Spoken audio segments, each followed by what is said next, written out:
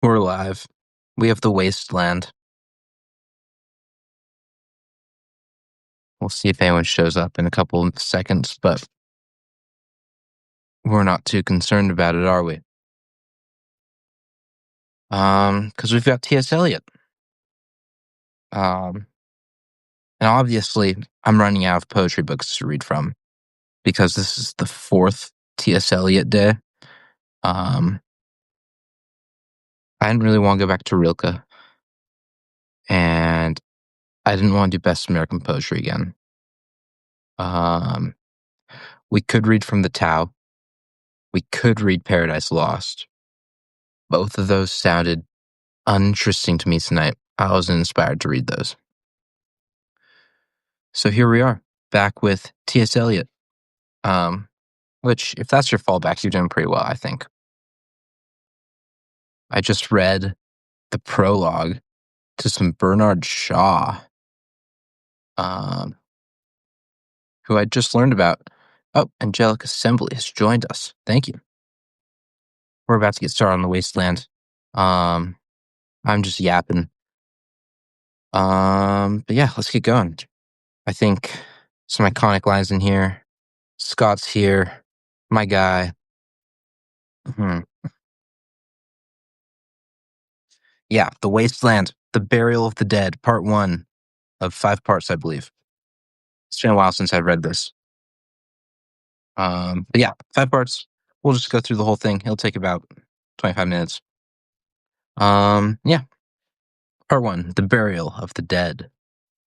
April is the cruelest month, breeding lilacs out of the dead land, mixing memory and desire, stirring dull roots with spring rain. Winter kept us warm, covering earth in forgetful snow, feeding a little life with dried tubers. Summer surprised us, coming over the Starburgese. With a shower of rain, we stopped on the colonnade and went on in sunlight into the Hofgarten and drank coffee and talked for an hour. Bin gar keen Russin stam aus Litauen ek Deutsch. And when we were children, staying at the Archduke's, my cousin's, he took me out on a sled, and I was frightened. He said, Marie, Marie, hold on tight, and down we went. In the mountains, there you feel free. I read much of the night, and go south in the winter.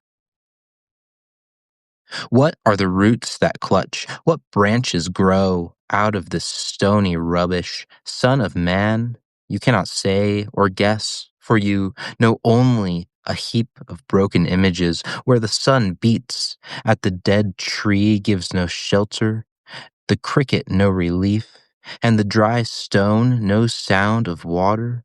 Only there is shadow under this red rock.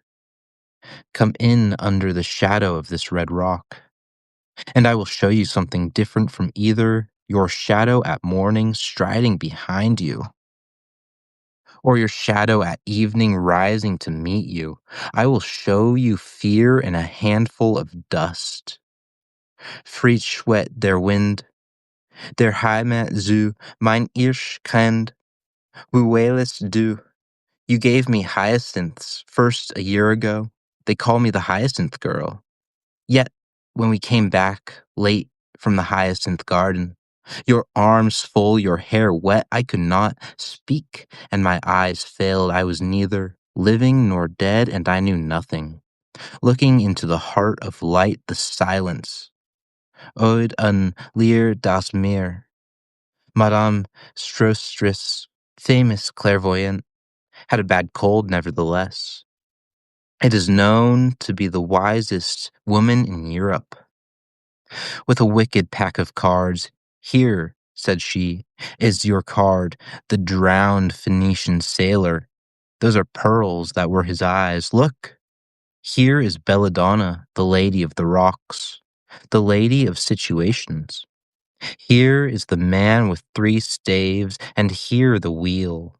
And here is the one-eyed merchant, and this card, which is blank, is something he carries on his back, which I am forbidden to see. I do not find the hanged man, fear death by water, I see crowds of people walking round in a ring. Thank you. If you see dear Miss Equitone, tell her I bring her the horoscope myself. One must be so careful these days. Unreal city. Under the brown fog of a winter dawn, a crowd flowed over London Bridge, so many. I had not thought death had undone so many. Sighs, short and infrequent, were exhaled, and each man fixed his eyes before his feet, flowed up the hill and down King William Street to where St. Mary Woolnoth kept the hours with a dead sound on the final stroke of 9. There I saw one I knew and stopped him, crying, "Stetson, you who were with me in the ships at Mylay, that corpse you planted last year on your garden, has it begun to sprout? Will it bloom this year? Or has the sudden frost disturbed its bed? Oh, keep the dog far hence, that's friend to men, or keep with his nails, he'll dig it up again. You hypocrite lecturer, mon semblable, mon frere." Sorry, I was not expecting the French at the end there. It's been too long since I've read this. And I also apologize for my German pronunciation. I don't know German, and I'm trying my best. Um, but thankfully, most of the rest of this is in plain English. And for some context, if you don't know, The Wasteland, it's written after World War One. At the end of that, hence April is the cruelest month.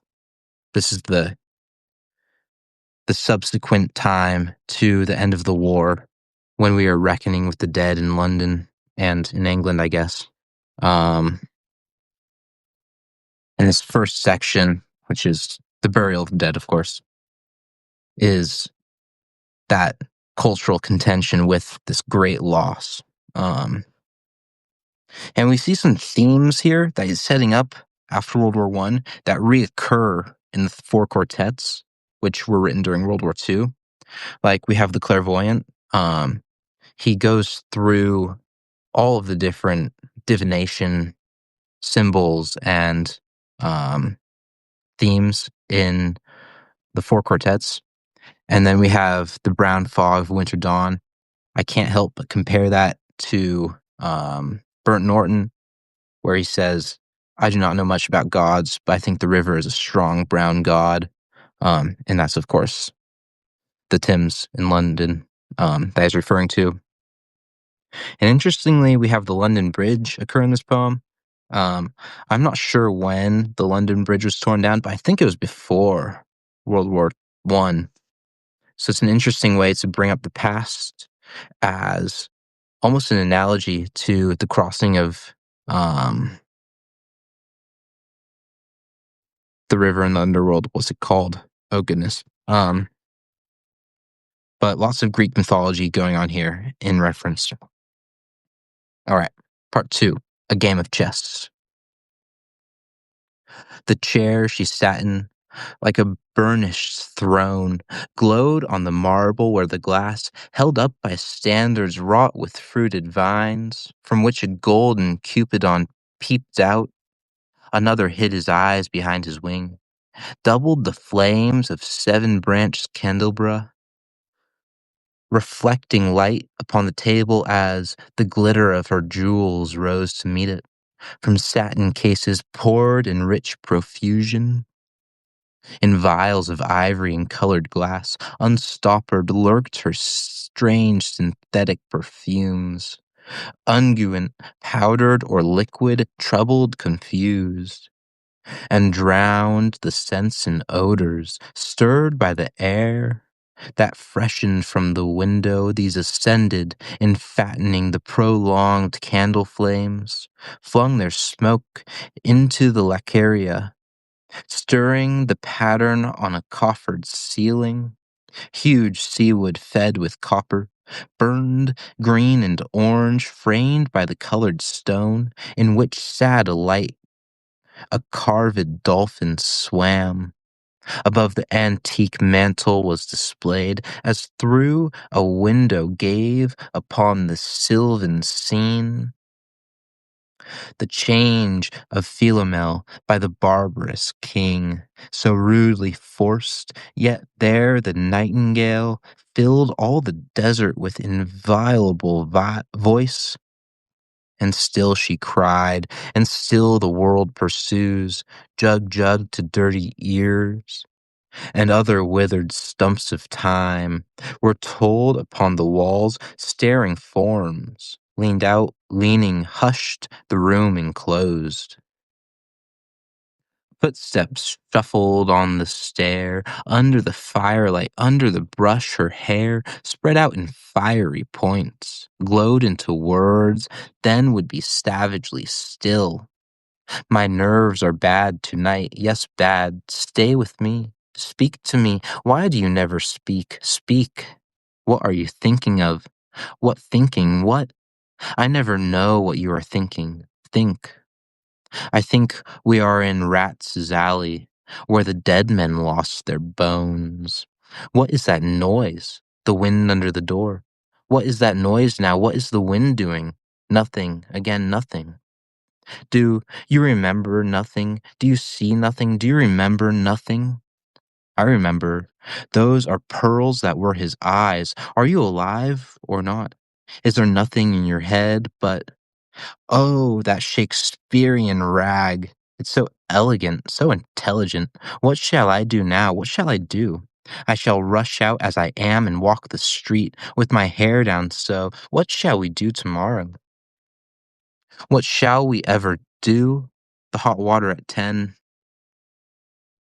And if it rains, a closed car at 4, and we shall play a game of chess, pressing lidless eyes and waiting for a knock upon the door. When Lil's husband got demobbed, I didn't mince my words. I said to her myself, hurry up, please, it's time. Now Albert's coming back. Make yourself a bit smart. He'll want to know what you done with that money he gave you. To get yourself some teeth, he did, I was there. You have them all out, Lil, and get a nice set. He said, I swear, I can't bear to look at you. And no more I can't, I said, and think of poor Albert. He's been in the army 4 years, he wants a good time.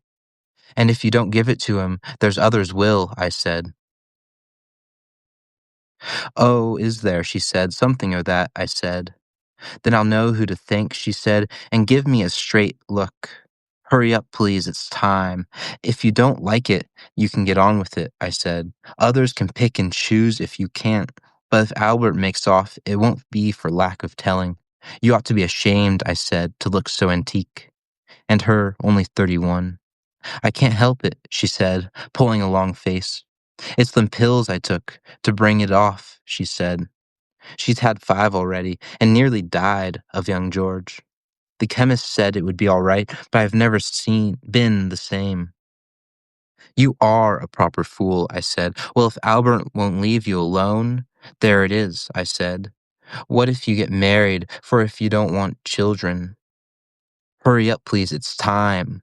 Well, that Sunday Albert was home, they had a hot gammon.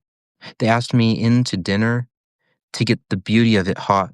Hurry up, please, it's time. Hurry up, please, it is time. Good night, Bill. Good night, Lou. Good night, May. Good night. Ta-ta. Good night. Good night.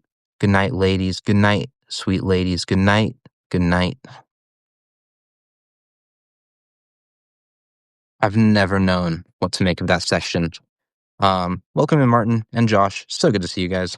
We're reading The Wasteland by T.S. Eliot. And we just read A Game of Chess. And we have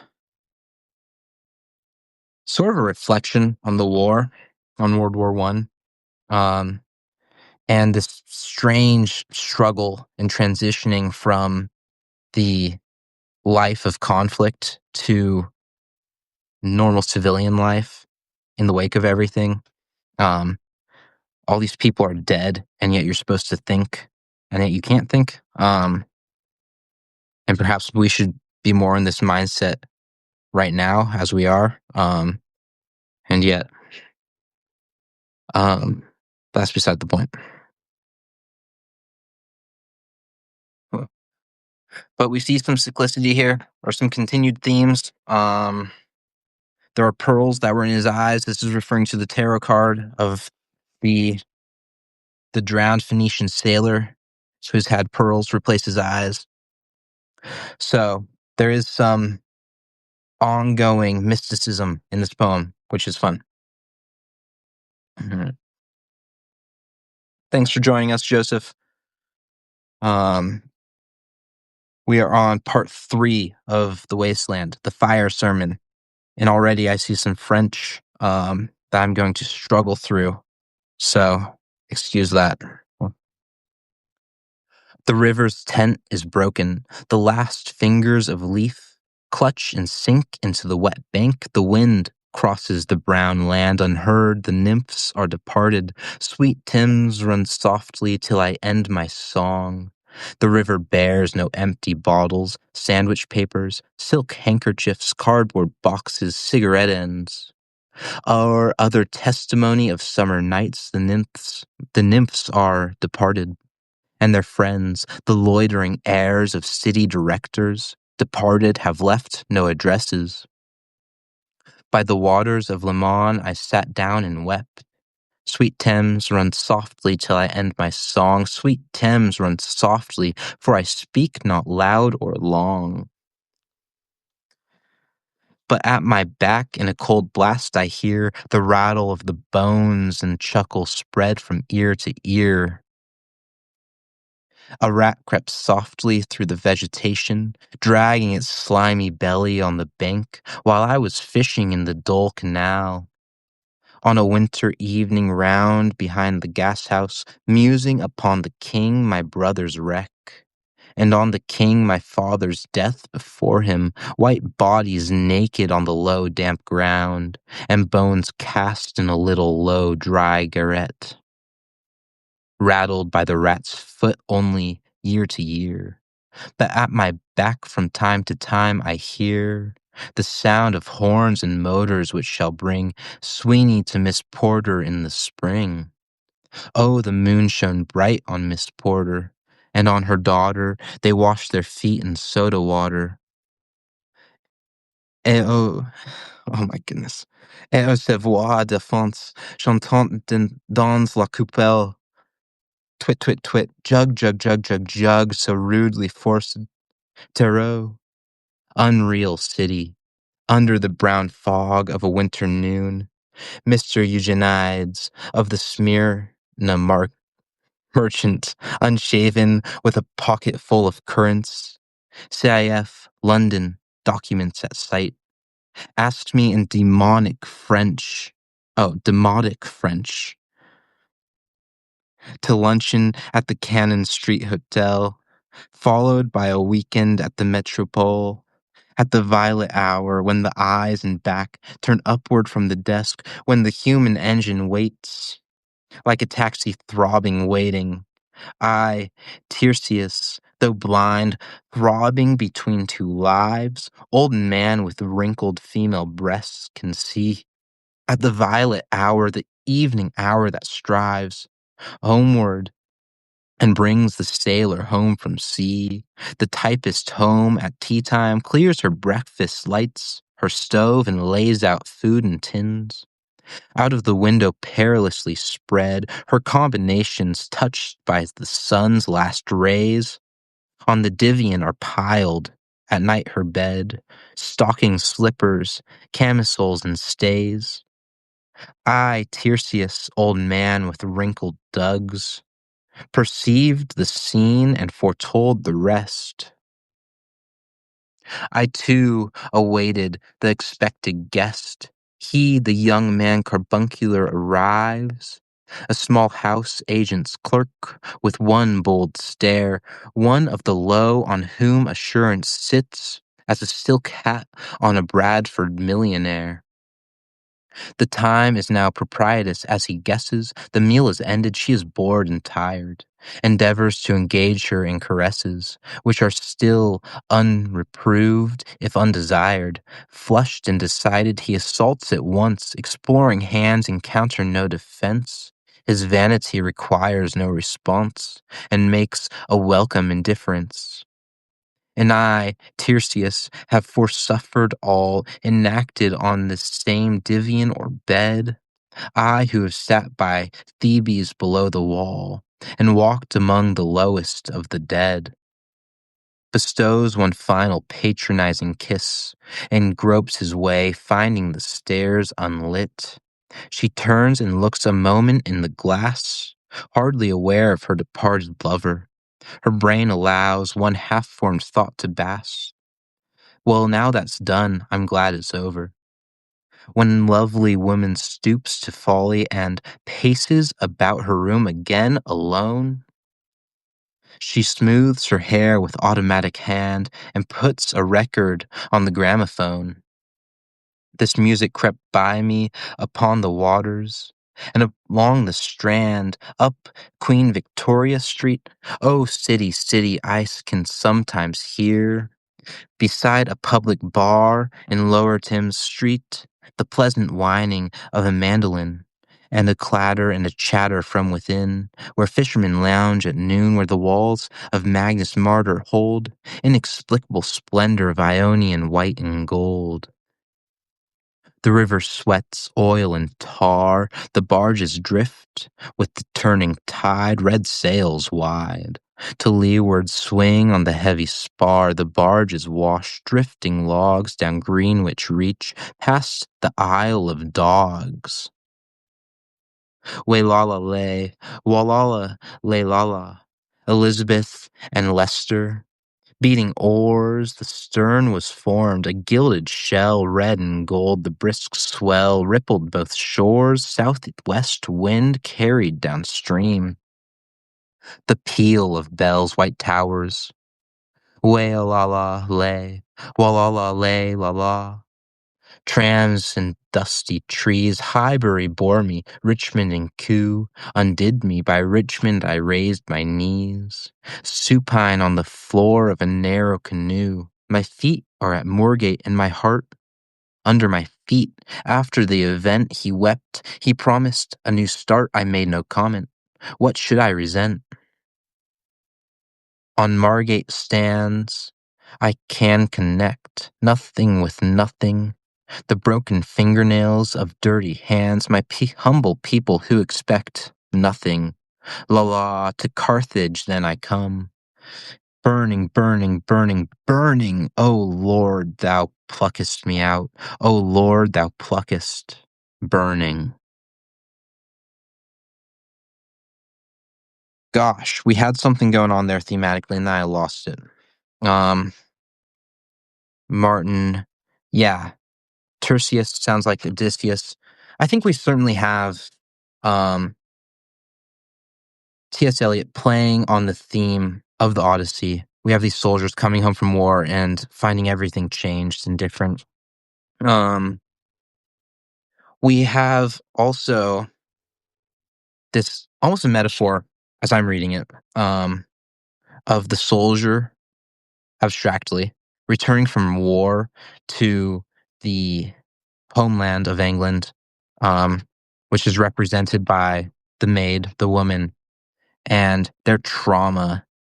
I mean, T.S. Eliot depicts it as just a rape, but the war coming home and literally destroying and defiling everything that's held dear.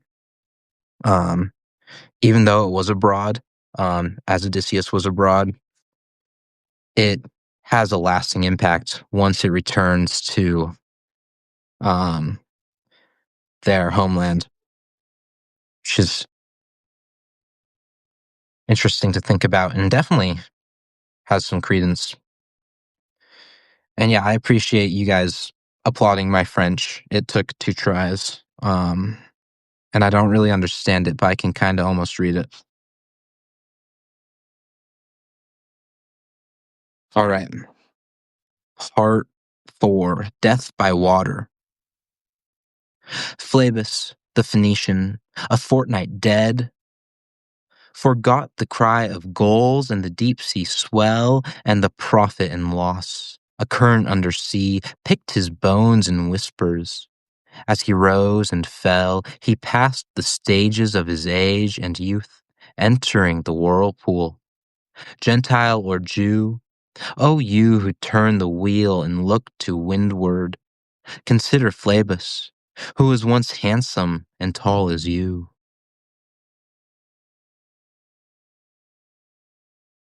Hmm, the shortest part, but so impactful. Um, I don't think I need to comment on it. Good night, Martin. I'm so glad you joined. Yeah, and I definitely started doing this for the reasons you were tuning in. Um, I think poetry is good background noise. And if I can provide that, I think I'm doing a service to the world, especially if I'm just reading dead authors and not people who actually need um, the platform, because I think Josh gives us that platform. So I am more than happy to read old, dead, irrelevant authors, and together we can all maybe learn a little bit more about poetry and be inspired while Josh does the actual work of helping the community.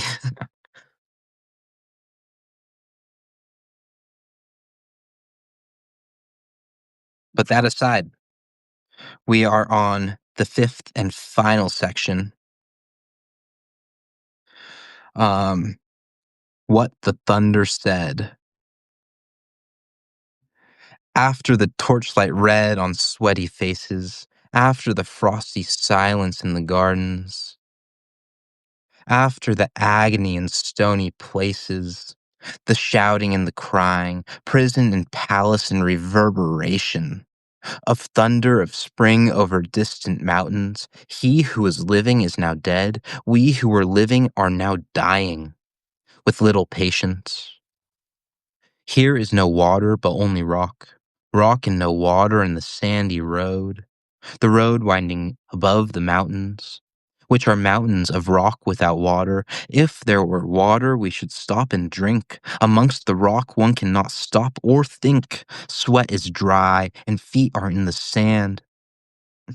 If there were only water amongst the rock, dead mountain, mouth of carious teeth that cannot spit. Here one can neither stand nor lie nor sit. There is not even silence in the mountains, but dry, sterile thunder without rain. There is not even solitude in the mountains, but red sullen faces sneer and snarl from doors of mud-cracked houses. If there were water and no rock, if there were rock and also water, and water a spring, a pool among the rock, if there were the sound of water only, not the cicada and the dry grass singing, but the sound of water over a rock, where the hermit thrush sings in the pine trees, drip, drop, drop, but there is no water. Who is the third who walks always beside you?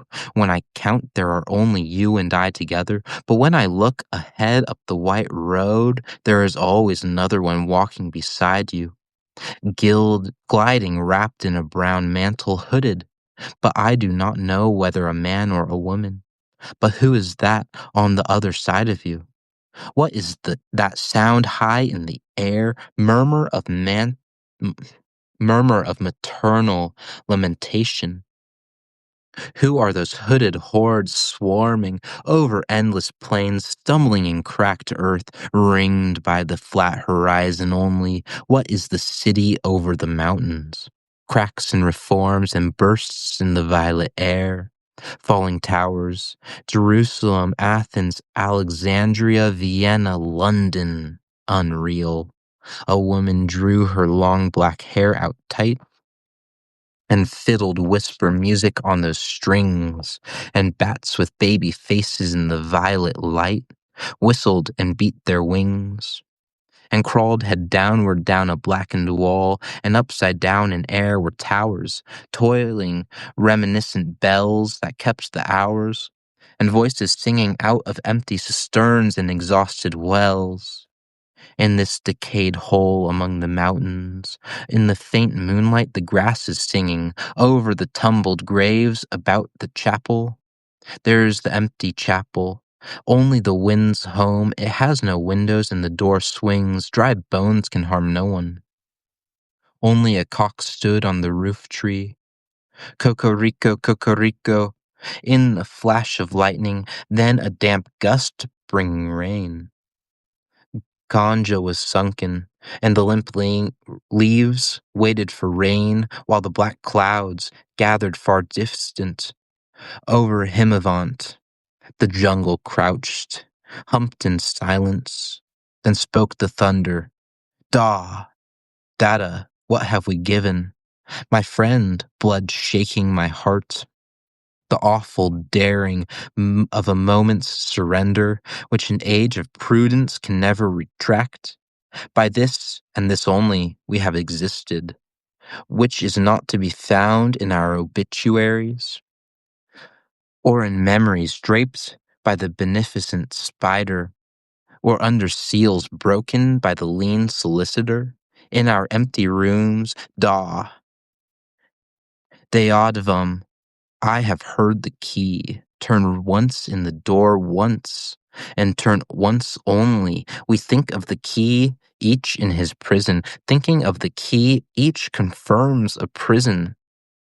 Only at nightfall, ethereal rumors revive for a moment, a broken Coriolanus. Da, Damyata, the boat responded gaily. To the hand expert with sail and oar, the sea was calm. Your heart would have responded gaily when invited, beating obedient to controlling hands. I sat upon the shore, fishing with the arid plains behind me.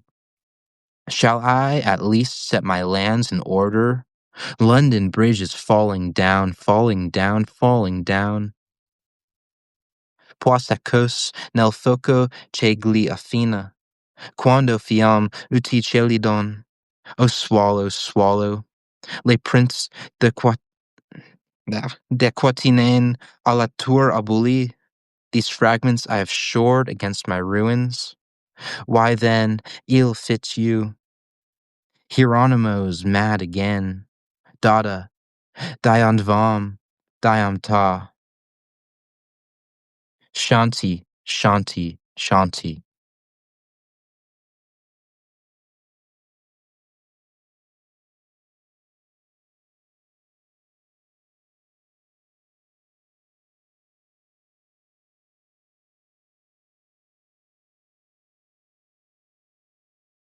Yeah. Okay, that was the Wasteland. Yeah, he does use nursery rhymes. He refers to them repeatedly, which is very interesting. Um, I thought about reading The Hollow Man tonight, but the French kind of killed me today.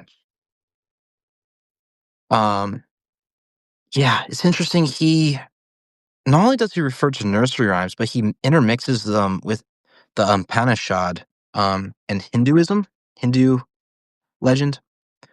So Shanti means the peace which passeth understanding. And he repeats that 3 times at the end of this poem. There's so much in this last stanza. And there's so much in this last section um, to contend with, especially the fact that we have this idea of drowning while there is no water. Um,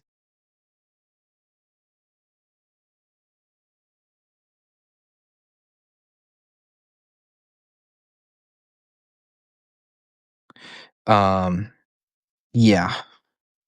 Josh, what do you think the da is? Um, I don't know. It sounds German, but also sounds like the start of all of the Hindu words he uses. So maybe it's some sort of Sanskrit prefix. Um, but it's what the thunder tells us. So it's like ominous. And so his referral, I'm reading from his notes.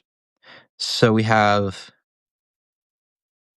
Dada, Diadvam, and Damyata, which translate to give, sympathize, control.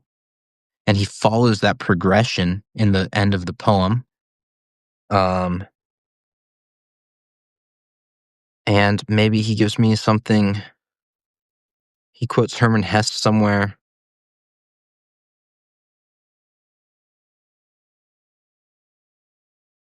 No, I'm not getting any leads on what the "da" could mean. Um,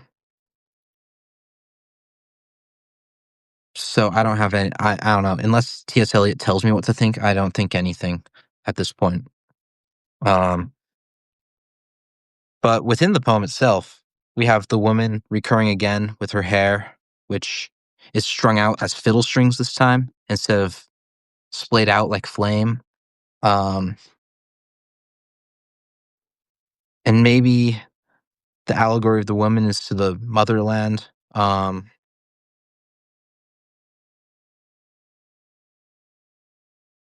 I don't know what edition I'm reading, Josh. It's just his collected poems from 1909 to 1962. Brother Rob's joined us. Thanks for joining. We just finished The Wasteland, um, and we're trying to understand it. And I think there's much better ways to understand it than listening to me ramble. Um, but I think it's interesting how much he calls upon the Upanishad as well as the Inferno, so Dante's Inferno.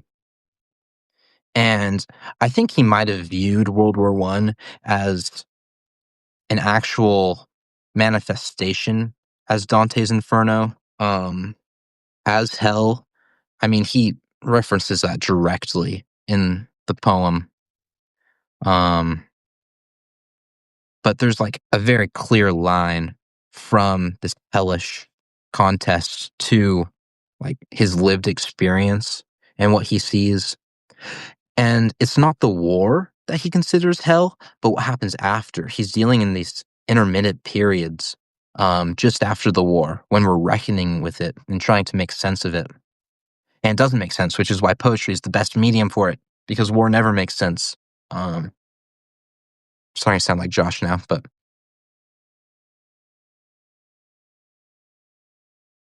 well, brother Rob, if you have not read it, you can see my recording when I publish this, and you can listen to it and follow along and laugh at my terrible French and German.